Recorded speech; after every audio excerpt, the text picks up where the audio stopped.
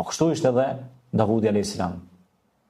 Ishte tregtar i metaleve, përpunues i armëve, parzmoreve, veshjeve ushtarake, industrialist i fuqishëm.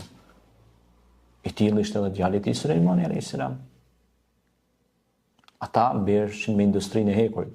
Sot tash në kohët moderne po flasim, nëse bëjmë pak një udhtim në kohë, ata që posedojnë hekurin, ata udhëheqin botën.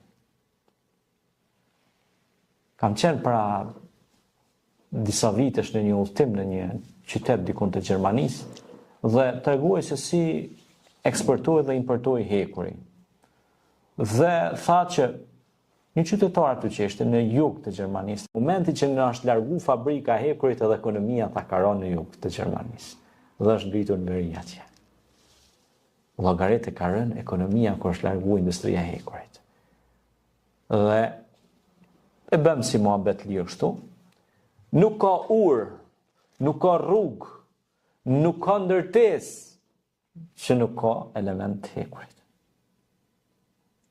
Shikoni çfarë industrie profitabile është kjo. Dhe kjo industri ishte në dorën e kujt? Davudit a.s. Ai ishte i pari që vuni fillesat e industrisë së hekurit mbi sipërfaqen e tokës.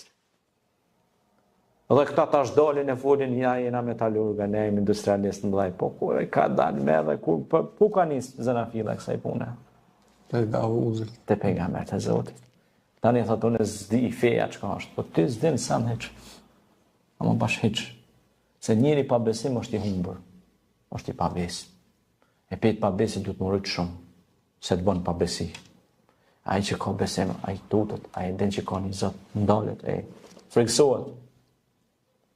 Po edhe e din dashninë e Zotit hak, e din shpresën e Zotit, e din drejtësinë e Zotit. Ma njerëz ka nevojë as më friksu. Se din që kjo është drejtësi dhe sami'na wa ata'na, dëgjuam o Zoti jon dhe u bindëm, besimtari dëgjon dhe bindet. E kjo është prej mirësive të Allahut. Këta ishin pejgamberët e zgjedhur të Zotit. Dhe ishte, pra, siç thotë Zoti në Kur'an, këta ishin prej pejgamberëve tanë të zgjedhur, Davudi a.s. dhe Sulejmani a.s. Të cilit Davudit Allahu i dha dhe urësi të madhe. Po aty ku është urësia është edhe fuqia, është edhe forca. Nuk do të thotë që një njeri është i urtë dhe tash me lujt ti çka dush me ta. Jo,